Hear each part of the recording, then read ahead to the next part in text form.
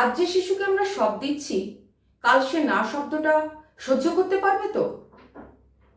একটি বাচ্চা, বাবা মা, 4জন দাদু দিদা, মোট 6টা পকেট, একটিই চাহিদা, ও যেন কোনো কষ্ট না পায়।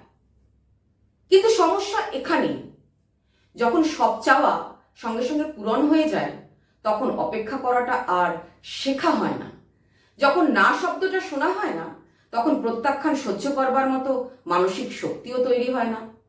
অনেকে একে বলেন 6 পকেট সিনড্রোম। অতিরিক্ত আদরে বড় হওয়া সন্তান তার সব চাওয়াকেই অধিকার বলে মনে করে। আমরা ওদের কষ্ট দিতে চাই না, কিন্তু জীবন তো সবসময় হ্যাঁ বলে না।